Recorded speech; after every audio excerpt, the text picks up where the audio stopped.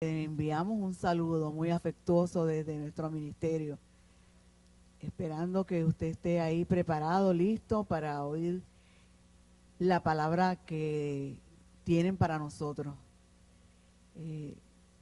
Yo les exhorto a que estemos ahí muy al tanto de lo que vamos a escuchar, de lo que vamos a oír, muy pendientes, no dejándonos a distraernos por nada, porque cualquier cosa nos puede distraer. También el recuerdo es para aquí, para los que estamos aquí en casa. Así que, sin más, le doy la bienvenida a nuestra hermana Zoraida, que está por aquí con nosotros, le amamos mucho, de nuestro ministerio, así que viene desde largo, allá bien arriba, en la Florida. Así que, muy bendecidos todos, y lo dejo aquí con nuestro pastor, bendecido.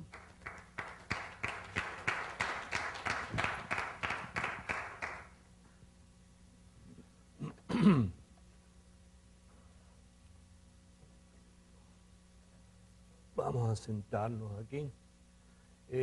Mira, que estemos seguros que la grabación del CD está saliendo. ¿Saben? Porque a veces confiamos y no sale. Y que salga bien. Porque después las pobres personas que uno le envía a otros lugares que no tienen la oportunidad que tienen ustedes de sentarse aquí y dice, pastor, me mandaste el CD en blanco. Para ellos es muy triste eso. Bien, vamos a trabajar, como dice María Elvira. ¿Estamos? Qué bueno. Entonces, para las personas que nos sintonizan quizás por primera vez, sería muy útil que usted se pusiera al día de esta serie de mensajes que nosotros hemos venido compartiendo, comenzando desde uno en específico para poder entender los demás, porque uno le da pie al otro. Comenzando desde el que se llama la mentira sobre la Santa Cena. Debe empezar ahí. Después el evangelio del miedo y la distorsión. Después si habéis resucitado con Cristo. Después muertos en Cristo. Después ya hemos resucitado. Ya fuimos arrebatados. Cristo viene o Cristo vino, muy importante, para que usted no viva en esa zozobra. La mentira sobre la gran tribulación. La semana pasada hablamos sobre la sentencia sobre la gran ramera. Y hoy vamos a hablar de la madre de las rameras. Es la misma institución, pero resulta que al mismo tiempo que se le llama la gran ramera, también se le adjudica el adjetivo de madre de rameras, quiere decir que ella es maestra. En cuanto a esto se refiere, y se le llama también Babilonia la Grande, entendiendo que Babilonia quiere decir confusión religiosa. Entonces, ¿de qué estamos hablando? De un tema que encierra, ¿qué ángulo? El ángulo religioso. Babilonia quiere decir confusión religiosa. Dios la llama la Gran Babilonia, madre de rameras. Quiere decir que esta institución principal, de donde salen todas esas costumbres, intoxicó a los pueblos religiosamente. Hasta el día de hoy. Porque religión se transmite de generación en generación. Eso es una tradición. Tradición es eso. Tradición religiosa es igual que cualquier otra tradición. Algo, una costumbre que se transmite de generación en generación, sin las personas preguntarse si de eso que ellos están llevando a cabo es conforme al consejo de Dios o simplemente llegaron a un lugar un día, lo vieron que era así y así lo hicieron. Gente buena, gente con muy buen deseo de obedecer a Dios, creyendo que llegaron a ese lugar y que lo que ahí se hace es así, y entonces lo aceptan así y aprenden a hacerlo así, sin preguntarse si eso que están haciendo es conforme a Dios o es conforme a una tradición religiosa creada por los hombres. Tradición religiosa la cual la semana pasada vimos y hoy vamos a ver más todavía que Dios no quiere nada que ver con eso. Dios no quiere, escuche bien, nada que se interponga entre usted y Él. Oído. Fíjate si Dios no quiere nada que se interponga entre tú y Él, que hasta el pecado lo quitó.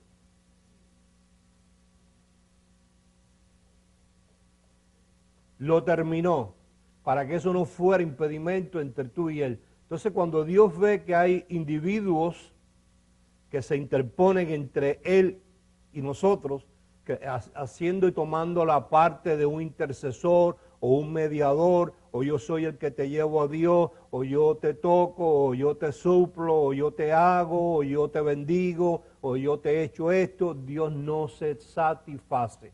El hecho de que Dios no acabe con eso es como siempre las cosas de Dios, que Dios tiene cantidad de paciencia para todo esto, porque aún en Israel, que es de lo que estamos hablando, que es la gran ramera, madre de las demás rameras, porque de ahí que sale todo ese fetichismo, aún las fiestas solemnes que Dios mismo instituyó, la forma en que ellos actuaban y utilizaban las fiestas solemnes, Dios llegó un momento que dijo, son abominación a mí. Las fiestas solemnes, incluyendo la Pascua, de la forma y la motivación del corazón que ellos la llevaban a cabo, Dios dijo, son abominación a mí, aún habiéndola él instituido. Y dijo, no quiero más sacrificio de animales, no quiero más nada. Haré un nuevo pacto, dijo él. Haré un nuevo pacto entre ellos y yo. Y no habrá velo, diga velo, entre ellos y yo. No habrá nada y todo lo que se ponga entre ellos y yo, lo voy a quitar del medio. Bien, entonces es muy importante que tengamos en cuenta lo que hemos estado haciendo énfasis, sobre todo para los que predican, tener en cuenta las fechas. Si usted no conoce fecha, está perdido. Esto es un libro de historia que registra sucesos. O sea, hay fechas del suceso y la fecha en que se registró el suceso. Eso hay que tenerlo claro. Número 2, y vamos a ver lo importante que es la conjugación de los verbos. Si cuando el escritor está narrando la experiencia del suceso, la narra en algo que ya pasó, o que está pasando en su tiempo, o va a pasar después. Hay que tener en cuenta eso. Entonces yo quiero leerte de una versión que yo tengo aquí para los interesados. Usted la puede ver en el internet, no tiene que comprar el libro. Creo que el libro no está disponible. Que es el Código Real de Mateo 24. Vamos a ir otra vez allí, porque ese es el que nos da pie para lo que queremos hablar. Mateo capítulo 24.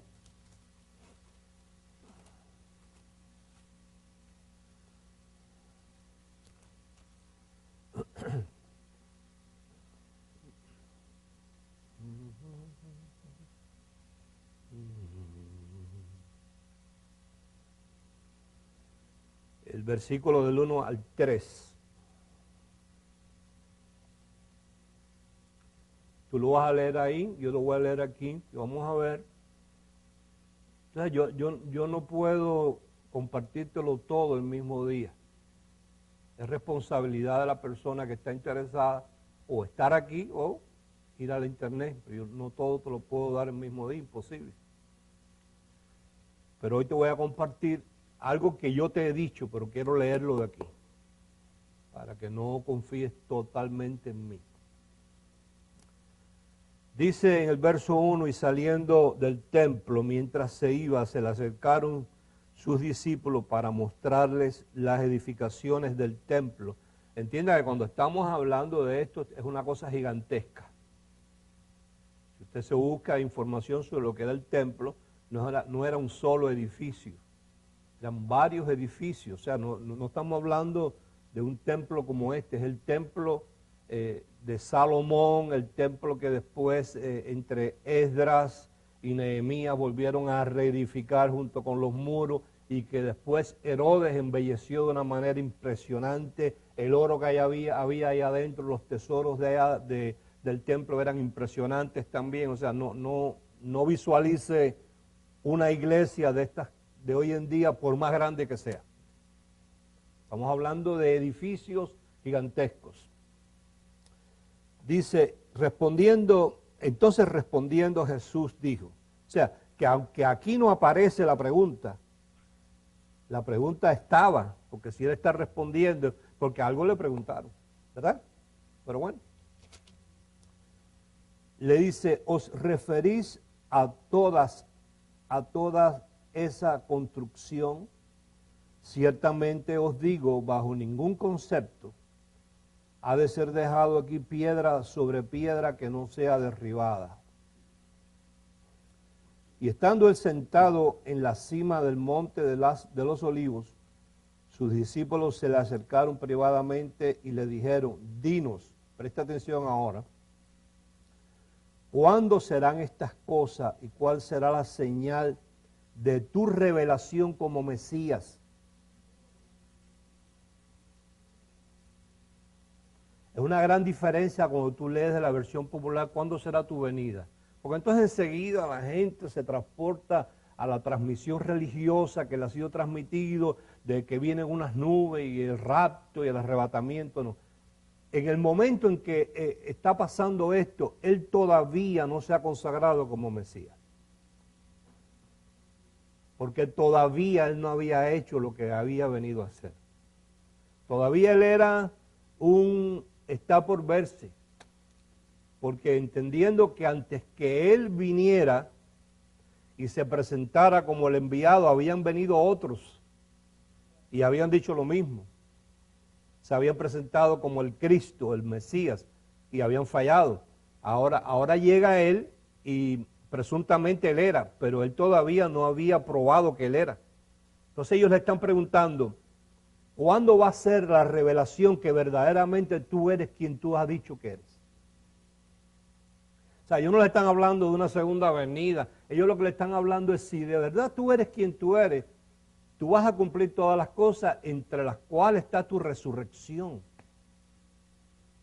Y hasta que eso no pase, después que tú seas crucificado, tú seas muerto, seas enterrado como tú has dicho, así como Jonás estuvo en el vientre del gran pez, así es necesario que el Hijo del Hombre esté en el corazón de la tierra 3 días con 3 noches para luego resucitar. Hasta que eso no pase y nosotros seamos testigos, tú no te has consagrado como Mesías. O sea, no es lo mismo ahora tú que después tú. No es lo mismo tú ahora en carne y hueso, no estás limitado a tiempo y espacio, a tú después con cuerpo glorificado. ¿Cuándo va a ser eso? ¿Cuándo se va a cumplir esa consagración tuya como Mesías? Y dice, la otra pregunta que ellos le hicieron 3 preguntas en una. Y dice, y la conclusión de esta edad presente. O sea, donde estamos hablando de la palabra siglo, ellos lo que están hablando es de edad presente, lo que estaba pasando en aquella época. ¿Cuándo se va a terminar esta edad presente, este sistema en el cual vivimos nosotros? Ellos no estaban hablando de ti y de mí, estaban hablando de aquel tiempo. Entonces, él le va a dar unas señales. Entonces, yo quiero saltar, claro, sería muy imprudente de mi parte si yo antes no tuviese compartido esto, saltar ahí. pero está en tu responsabilidad ponerte al día en esto. Del Código Real, en Mateo 24, versículos 32, 32, 33 y 34. Y si tú quieres lo arreglas ahí en la versión popular que tú tienes. Después que él termina de hablarle de las señales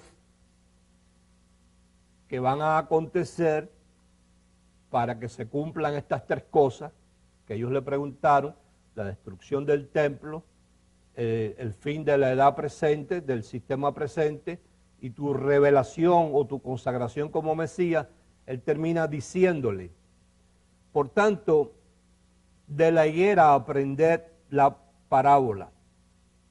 Cuando ya su rama se pone tierna y comiencen a brotar las hojas, sabéis que el verano está cerca. Está hablando de Israel.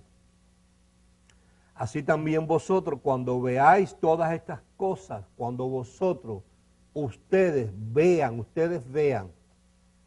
los que estaban allí, ellos, no nosotros, ellos, cuando ustedes vean todas estas cosas, dar por cierto que está cerca, a las puertas. 34, de cierto os digo, de ningún modo pasará la generación que vea esto, sino que estará en pie hasta que sucedan todas estas cosas.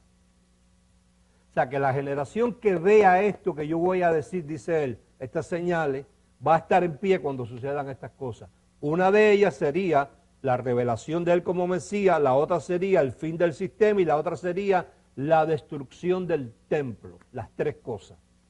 Los que estaban allí iban a ser testigos de eso que iba a pasar, no tú. Tú lo ibas a leer. Ellos iban a ser partícipes de eso.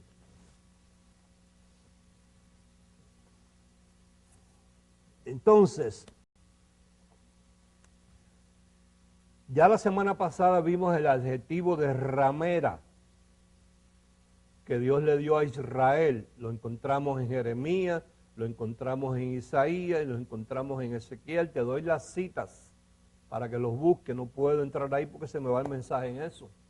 Si no, está en el internet. Isaías capítulo 1, verso 1, 13, 14 hasta el 21.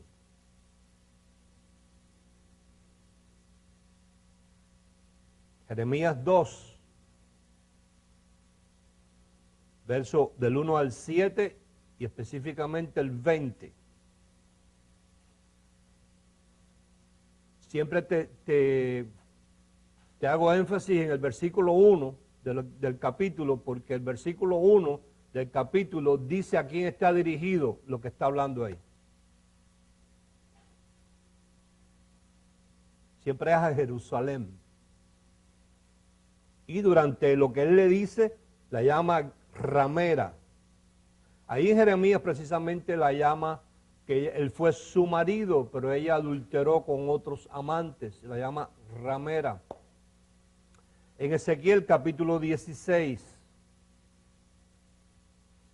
verso 1, 2, 15, 16, 30, 35 y 36. Y vamos a leer del 37 al 42.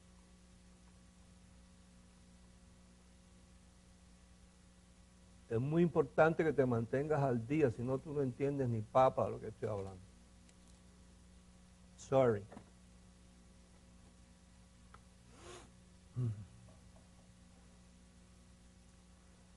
En Ezequiel 16, búscalo. Vamos a leer algo que va a tener mucho que ver con lo que vamos a compartir después.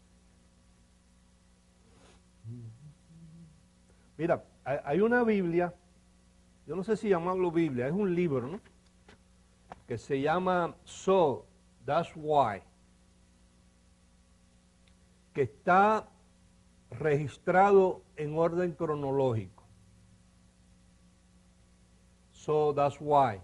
Lo que te quiere decir esta casa de publicaciones, que ellos usan la King James, es la Thomas Nelson.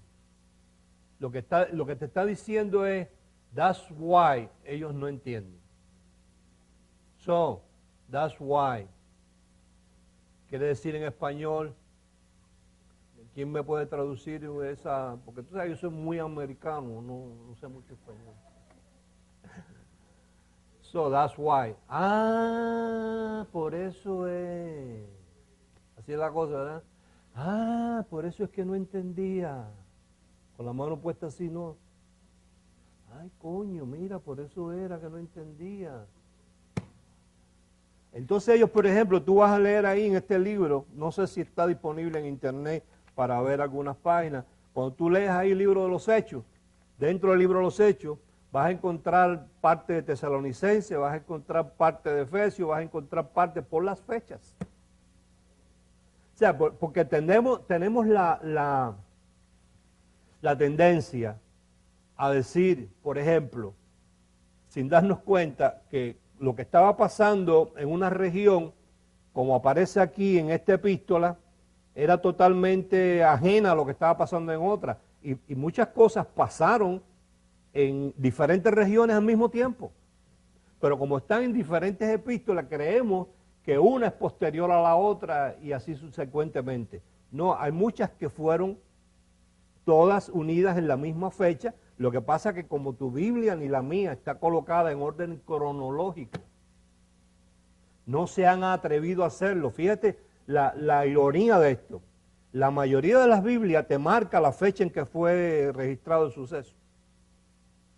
Sin embargo, nadie se ha atrevido, hasta esta gente, a ponerlas en el orden. Porque una vez tú las pones en el orden, tú entiendes las cosas mejor. Porque una de las cosas que tú ves es el crecimiento de los propios apóstoles, incluyendo a Pablo, que lo que te dijo en el año 51, en su primera epístola que fue a los tesalonicenses, después cuando él escribe a los Éfesos en el año 60, él hace un análisis y ajusta ciertas cosas que él como inmaduro pues estaba equivocado. Y a Dios no le da pena que aparezca ahí que él estaba equivocado, porque demuestra que Pablo no había crecido lo suficiente. Entonces, no sé si estará disponible ese libro. Entonces ahí en Ezequiel 16, vamos a leer así salteadito. En el verso 30, mira qué interesante. Pero de todas formas, acompáñame a leer en el verso 1 y 2. El 1 y 2 dice, vino a mí palabra del Señor diciendo, hijo de hombre, notifica a quién. A Jerusalén sus abominaciones. Lo que es una abominación es algo que hace vomitar. O sea, cuando Dios está hablando de abominaciones, Él lo que está diciendo es, lo que ustedes hacen a mí me hace repulsión. El verso 30, mira, ya sabemos a quién está dirigido. Sé cuán inconstante es tu corazón, dice el Señor, habiendo hecho todas estas cosas, obras de una ramera desvergonzada. No soy yo que lo está diciendo, es Dios. Ese es el adjetivo que Él le pone al judaísmo de Israel de aquella época. Verso 35, verso 32 dice, sino como mujer adúltera que en lugar de su marido recibe ajenos, a todas las rameras le dan dones, mas tú diste tus dones a todos tus enamorados y le diste presentes para que de todas partes se llegasen a ti en tus fornicaciones. 35. Por tanto, ramera, oye palabra del Señor, así ha dicho el Señor, por cuanto han sido descubiertas tus desnudeces en tus fornicaciones, y subraya la palabra, y tu confusión. Ella estaba confundida y confundiendo. Han sido manifiestas a tus enamorados y a los ídolos de tus abominaciones y en la sangre de tus hijos, los cuales les diste. Por tanto, he aquí que yo reuniré a todos tus enamorados con los cuales tomaste placer, y a todos los que amaste, con todos los que aborreciste, y los reuniré alrededor de ti. Diga alrededor. y les descubriré tu desnudez y ellos verán toda tu desnudez. Y yo te juzgaré por las leyes de las adúlteras y de las que derraman sangre, y traeré sobre ti sangre de ira y de celos, y te entregaré en manos de ellos, y destruirán tus lugares altos, y derribarán tus altares, y te despojarán de tus ropas, y se llevarán tus hermosas alhajas, y te dejarán desnuda y descubierta, y harán subir contra ti, diga muchedumbre, muchedumbre de gente, y te apedrearán, y te atravesarán con sus espadas, quemarán tus casas, diga fuego, a fuego, y harán en ti juicios en presencia de muchas mujeres, y así haré que dejes de ser ramera, y que ceses de prodigar tus dones, y saciaré mi ira sobre ti, y se apartará de mí mi celo, y descansaré, oído, y no me enojaré más. Diga gracias, nuevo pacto. El hecho era que donde ellos prostituían y llevaban a cabo sus abominaciones, Dios determinó destruir lo que era el templo. Ahí era que ellos hacían todas sus maldades. Lee conmigo en Jeremías 31.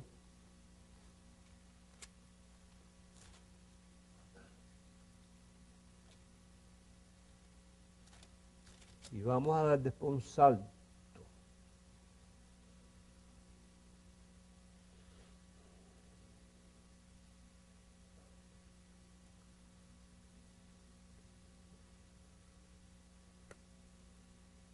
Jeremías 31, por eso dice que no se acordará más ni se enojará más. Dice, he aquí que vienen días, dice el Señor, en los cuales haré nuevo pacto con la casa de Israel y con la casa de Judá, no como el pacto que hice con sus padres, la ley, el día que tomé su mano para sacarlos de la tierra de Egipto, porque ellos invalidaron mi pacto, aunque fui yo un marido para ellos, dice el Señor. Pero este es el pacto que haré con la casa de Israel después de aquellos días. Dice el Señor, daré mi ley en su mente y la escribiré en su corazón, y yo seré a ellos por Dios, y ellos me serán por pueblo. Y no enseñará más ninguno a su prójimo, ni ninguno a su hermano, diciendo, conoce al Señor, porque todos me conocerán, desde el más pequeño de ellos hasta el más grande, dice el Señor, porque perdonaré la maldad de ellos y no me acordaré más de su pecado. Ahora salta conmigo a Apocalipsis 17.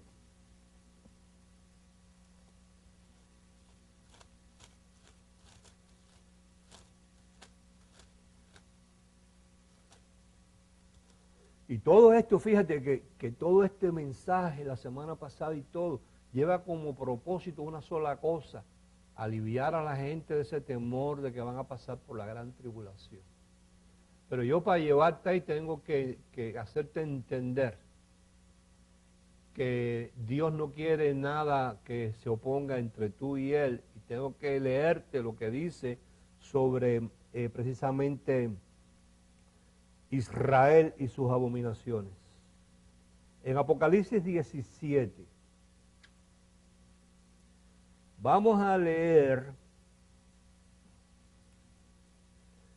verso 1 hasta el 7, y de ahí vamos a saltar al 15. Y después, la otra semana, pues, cogemos otro poquito más de otra parte. Porque recuerda igual que así como Apocalipsis tampoco está colocado cronológicamente. Recuerda también que el apóstol Juan recibió esta visitación de parte del ángel en los años 65 al 69, y las escribió desde Éfeso, después que sanó sus quemaduras en el año 96.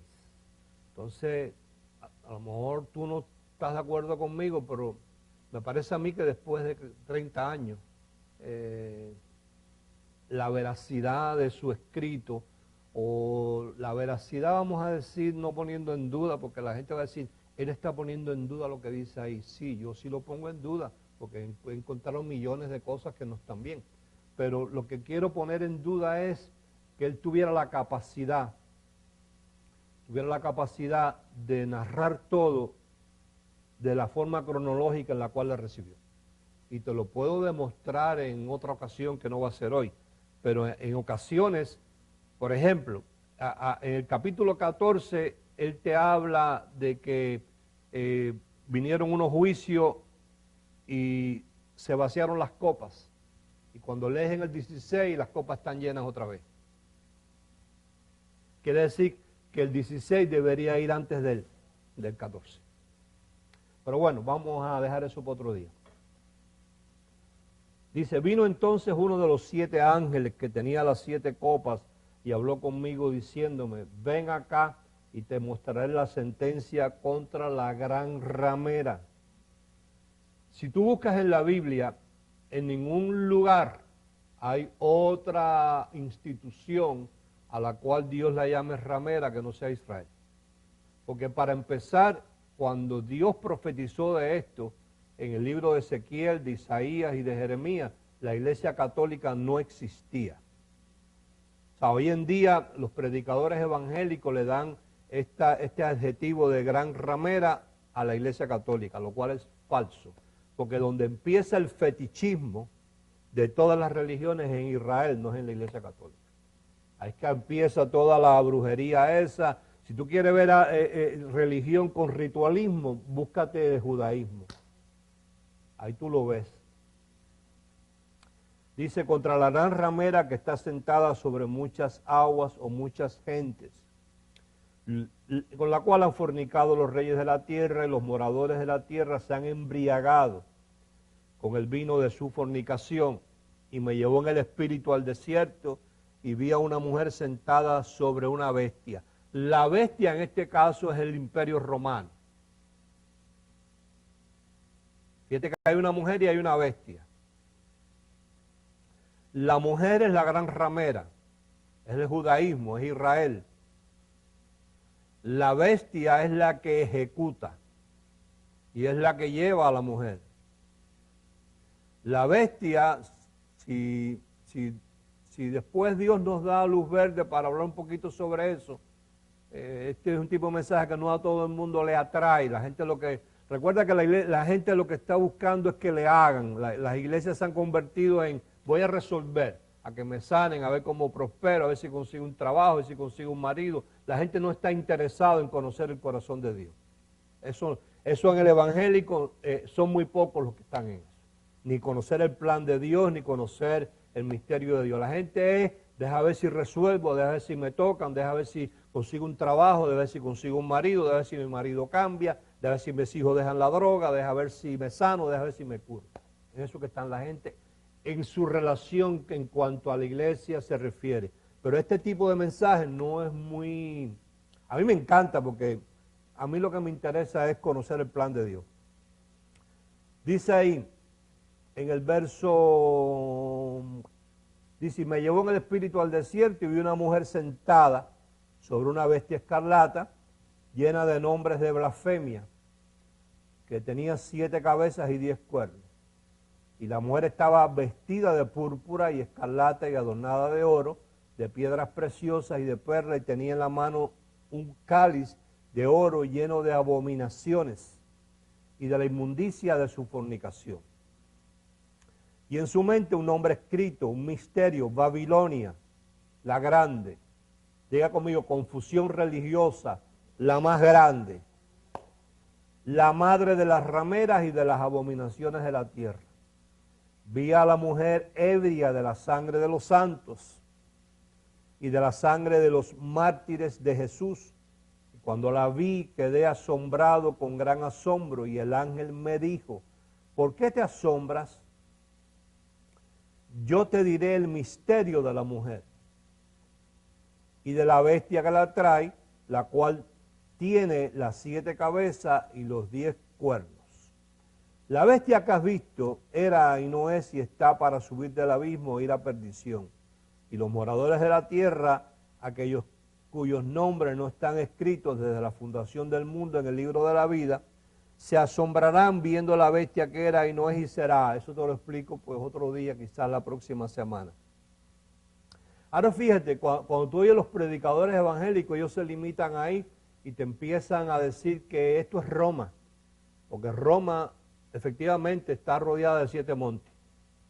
Pero si tú lees el otro versículo, que es el 9, te dice que esto no son 7 montes, dice, esto para la mente que tenga sabiduría, las 7 cabezas son 7 montes sobre los cuales se sienta la mujer, y son 7 reyes, no son 7 montes. Ahí dice reyes, hombres, no montes. Simbólicamente se les llama monte, pero finalmente él lo explica y dice, estos montes no son montes, son 7 reyes. Ahora, tú tienes fresco lo que leímos en Ezequiel, que Dios iba a rodear a Jerusalén, donde estaba el templo de sus propios enamorados, y sus propios enamorados la iban a quemar, la iban a pasar. ¿Te acuerdas de eso? Lee aquí conmigo en el verso 15. Dice, me dijo también, las aguas que has visto donde la ramera se sienta, son pueblos, muchedumbres, naciones. ¿Te acuerdas la palabra muchedumbre? Naciones y lengua, oído. Y los 10 cuernos que viste en la bestia, estos aborrecerán a la ramera y la dejarán desolada y desnuda, y devorarán sus carnes y la quemarán con fuego. Porque Dios, diga Dios, Dios ha puesto en sus corazones el ejecutar lo que Él quiso. Ponerse de acuerdo y dar su reino a la bestia hasta que se cumplan las palabras de Dios de Ezequiel 16.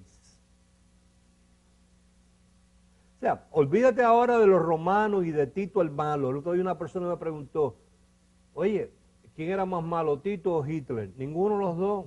Los dos eran solamente vehículos, instrumentos para Dios llevar a cabo su propósito. Porque el que profetiza antes de que Tito pensara nacer, de que él iba a acabar con Israel y su templo, es Dios. Y si después que acabe con eso, ya no me voy a acordar ni me voy a enojar más, porque no van a tener donde hacer más abominaciones. Entonces, Jesús, Ezequiel, Isaías, Jeremías, los profetas, hablan anticipadamente de eso. Malaquías, 430 años antes de que pasara, dice, viene Elías, refiriéndose a Juan el Bautista, antes que venga el día del Señor grande y terrible. Y ahí cierra Malaquías, ahí cierra Dios la palabra profética, está 400 años sin hablarle a nadie, y cuando abre con Juan el Bautista profetizando precisamente. Ese era el espíritu de Elías, o el mismo espíritu, o la misma forma en que Dios operó con Elías, iba a operar con Juan el Bautista, y empieza a profetizar. Jesús después dice, ustedes andan buscando a Elías, no, ya Elías vino y Elías está con ustedes. No es Elías como hombre, sino es la forma en que Dios anuncia sus cosas. En el año 30, los discípulos, cuando Jesús va saliendo del templo, le hacen las 3 preguntas. Y él le contesta, ustedes que están presentes, que están vivos, van a estar todavía vivos cuando sucedan estas cosas. Eso es el año 30. 40 años más tarde se cumple lo que Jesús dijo, que fue la destrucción del templo. Cuando tú lees el libro del profeta Daniel, habla de la abominación desoladora. Ve conmigo a Mateo 24.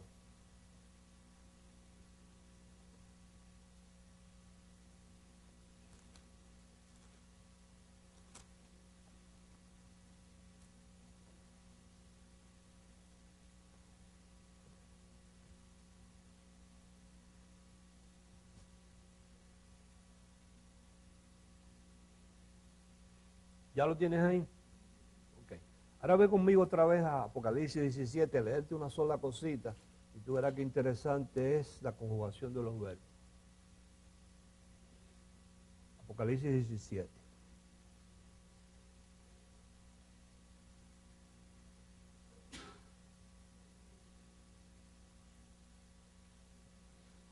En el verso 10, ahora tú que tienes los dedos de frente, analiza si esto es algo que Juan está hablando para el futuro o era algo que estaba pasando en los tiempos de Juan. Fíjate lo que dice ahí. Y son 7 reyes, 5 de ellos ya han caído. ¿Ah? ¿Qué tiempo está hablando él ahí? Pasado. Quiere decir que lo que está pasando aquí, que es la destrucción precisamente de Israel en el templo, eso es algo que pasó en los tiempos de Juan. No es algo que tú puedes estar diciéndole a la gente que va a pasar en el futuro, que va a venir el Señor, va a levantar la iglesia y entonces va a venir esta destrucción sobre los malignos. Eso pasó ya en el año 70. Los reyes eran alcaldes y eran gobernadores que todos le iban a entregar el poder al emperador que era Nerón en aquella época. Y el disgusto entre los judíos y los romanos vinieron por uno que se llamaba Eleazar. ¿Por qué? Porque estaban sacrificando animales a nombre de Nerón y los emperadores en el templo de los judíos. Esa era la abominación desoladora de la cual habló Daniel, que los paganos se metieron al templo por dinero, hasta que un joven que se llamaba Eleazar, que era el cuidador del templo, dijo hasta hoy. Cuando no lo permitió más, se formó la rebelión en el año 66. Ya después del año 66, esa concubinato que tenía Israel con los romanos se rompió. Claro, entendemos que Dios mismo estaba atrás de todas esas cosas. Ahí en el capítulo 24 de Mateo, volvemos a decirte lo mismo. El hecho que Apocalipsis esté allá no quiere decir que no sea parte de Mateo 24.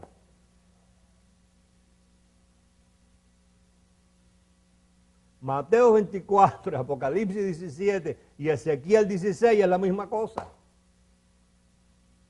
Y Malaquías 4 también. Pasa que son profecías que Dios las anuncia anticipadamente para ver si hay alguno que quiera escuchar, que quiera huir de Babilonia, alguno que quiera enderezar sus pasos. Oído, y el anuncio, recuerda que aunque la gente no lo crea, el anuncio no es otra cosa que es para que sucedan las cosas. Crean o no crean, no importa, el diluvio nada más creyó uno y vino. Entonces lo que hay es que anunciar. Si tú eres llamado a anunciar, eres un privilegiado. Verso 15. No te voy a leer las señales, porque las señales son canzonas. Es de guerra con guerra, nación con nación y terremotos. Y terremotos ha habido siempre. Déjame decirte que si tú investigas en el internet, vas a ver que en los tiempos aquellos hubieron unos terremotos que fueron los que partieron y se formaron las islas que hoy existen. Que todas esas islas que hoy existen no eran islas, estaban todas juntas. Entonces, se dice, yo no sé mucho porque no estoy muy empapado en eso, pero se dice que todavía no ha habido un terremoto como los que había en aquella época. De los que estudian eso, la extinción de los dinosaurios y todo eso. Verso 15, señal, mira, esta señal es importante. Por tanto, cuando veáis en el lugar santo, ¿de qué está hablando? Del templo. ¿Qué le está diciendo? Cuando ustedes vean, cuando ustedes lo vean, no nosotros, ellos, cuando ustedes vean en el lugar santo, que la abominación desoladora que habló el profeta Daniel, cuando tú vas allá vas a encontrar que fue que el pagano se metió en el templo. El que lee entienda. Oído. Entonces los que estén en Judea huyan a los montes, no vayan para el templo. El que esté en la azotea no descienda para tomar algo de su casa. Y el que esté en el campo no vuelva atrás para tomar su capa. Mas hay. Y no sé si estamos conscientes cuando Dios usa la palabra hay en la Biblia. Los profetas decían, viene un ay. Era algo terrible. Apocalipsis habla de los 7 ayes. Dice, ay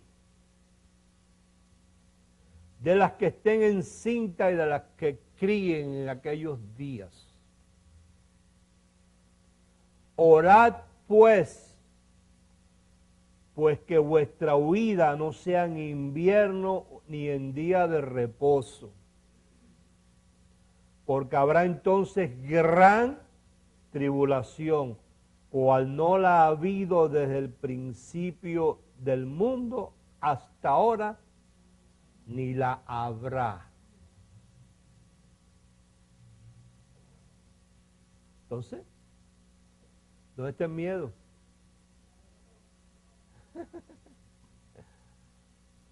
Ahora lee conmigo en los minuticos ahí que me quedan, que pudimos aprovechar el tiempo. Dice la historia escrita por un señor llamado Flavio Josefo, que Tito rodeó, rodeó, la ciudad en el mes de febrero. Y la sitió y le cortó el agua y la comida hasta el mes de septiembre. Además de eso, los que huían los atravesaban a espada. Y en muchas ocasiones les anunciaban, por eso en Mateo 24 Jesús dijo, si a ustedes le dicen el Cristo está en el desierto, no vayan a verlo porque es mentira, porque les anunciaban, Cristo está en el desierto, y cuando salían los atravesaban a espada. Murieron 1.100.000. En aquellos meses los de hambre y los de sed. Pero ahí en Lamentaciones explica, vamos a leer el capítulo 1 de Lamentaciones, está después de Jeremías. Lamentaciones es un ay. ¿Oíste? Entonces, si tú tienes hijos, tienes parientes que están en una iglesia o algún día lo quieren asustar con, ay, la gran tribulación, que el agua se va a convertir en sangre, uy, uy, uy, que el anticristo, qué sé yo, ya tú sabes cómo quitarle el miedo. Porque el evangelio que hoy se predica es el evangelio del miedo. Miedo. Porque el miedo te puede controlar bien. Mira, verso 1, voy a ir saltando así rapidito ahí, dice verso 1, como ha quedado sola la ciudad populosa. Lamentaciones 1. 1:1. La grande entre las naciones se ha vuelto como viuda. La señora de provincias ha sido hecha tributaria. Verso 4. Las calzadas de Sión tienen luto, porque no hay quien venga a la fiesta solemne. ¿Qué te parece? Todas sus puertas están asoladas, sus sacerdotes gimen. Verso 5. Sus enemigos han sido hechos príncipes. Sus aborrecedores fueron prosperados, porque el Señor, ¿qué? La afligió por la multitud de sus rebeliones. 7. Jerusalén. ¿De qué está hablando? Cuando cayó su pueblo en manos del enemigo y no hubo quien la ayudase. Imagínate, si el que mandó al enemigo, ¿quién fue? ¿A quién tú le pides ayuda cuando es Dios el que está tratando contigo? ¿Al chapulín? Al pastor de la iglesia. Y el pastor, voy a orar por ti. Y es Dios el que está tratando contigo y él quiere interponerse para... Y es Dios el que te quiere enseñar para que tú madures. Entonces el pastor se va a meter. Él. Jerusalén, cuando cayó su pueblo en manos del enemigo y no hubo quien la ayudase, se acordó de los días de su aflicción y de sus rebeliones y de todas las cosas agradables que tuvo desde el tiempo antiguo. La miraron los enemigos y se burlaron de su caída.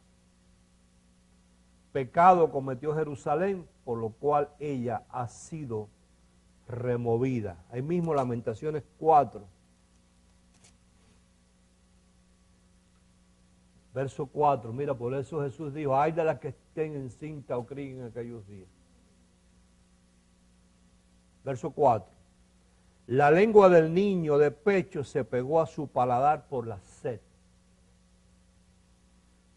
Los pequeñuelos pidieron pan y no hubo quien les repartiese. Verso 8, oscuro más que la negrura es su aspecto, no los conocen por las calles. Su piel está pegada a sus huesos, seca como un palo. Más dichosos fueron los muertos a espada que los muertos por el hambre, porque estos murieron poco a poco por falta de los frutos de la tierra. Las manos de mujeres piadosas cocieron a sus hijos. Sus propios hijos les sirvieron de comida en el día del quebrantamiento de la hija de mi pueblo. Cumplió el Señor su enojo, derramó el ardor de su ira y encendió en Sión fuego. ¿Qué puso? Fuego que consumió hasta sus cimientos. Nunca los reyes de la tierra, ni todos los que habitaban en el mundo, creyeron que el enemigo y el adversario entrara por las puertas de Jerusalén. ¿Qué te parece? Tú sabes lo que dijo Tito, dice la historia. Tito dijo, cuando le fueron a dar la corona por haber vencido, dijo, yo no me merezco corona, porque yo he luchado contra un pueblo desechado por su Dios. No merezco corona, si ellos estaban. ¿Tú sabes lo que dijo la orden de Tito cuando mandó al ejército? Que no quede piedra sobre piedra ahí. Oye, es que las cosas de Dios son una cosa tremenda. Tito, una corona, no, ¿qué corona? Yo no puedo recibir corona si yo he vencido a un pueblo que su propio Dios lo abandonó.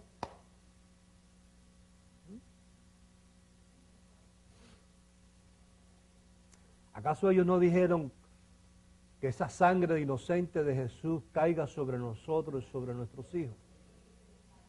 Así fue. Así mismo fue.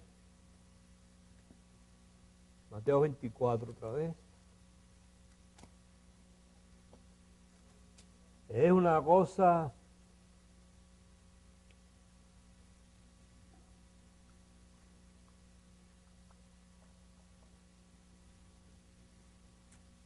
y entonces dice la historia, yo no estaba allí, pero dice la historia que el plan de Tito era robarse todo el oro, porque había mucho.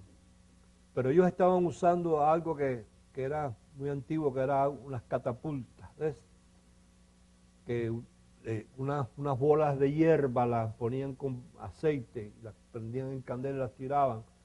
Pero uno de los soldados cometió el error de no tirarla bien y eso cayó adentro. Y entonces lo quemó todo. Pero el plan de él era matarlos a ellos y robarse todo lo que había adentro, que había bastante. Entonces Mateo 24,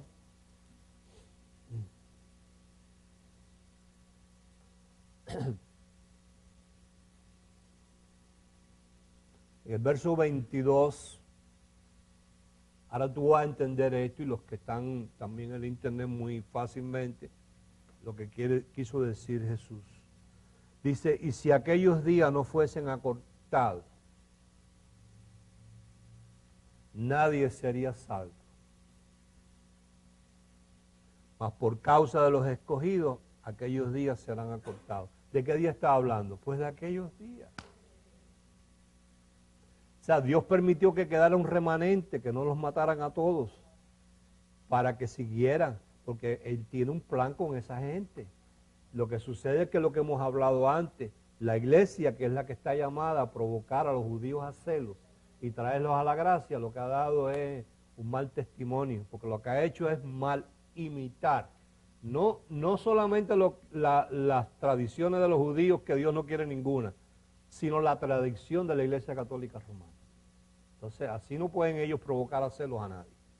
Bien, entonces nos volveremos a ver en una próxima ocasión. ¿Cuándo será? Cuando Dios lo tenga determinado. Entonces tráigame la canasta, joven, de las limosnas.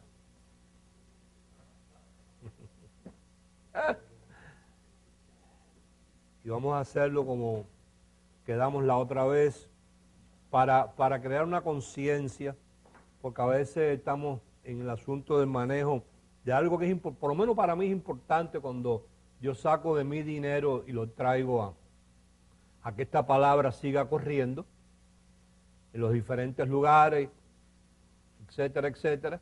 Para mí es importante. Y a veces estamos en el día de la gran tribulación, cual nunca la hubo ni la habrá jamás. ¿Por qué Dios tuvo que destruir el templo? A ver.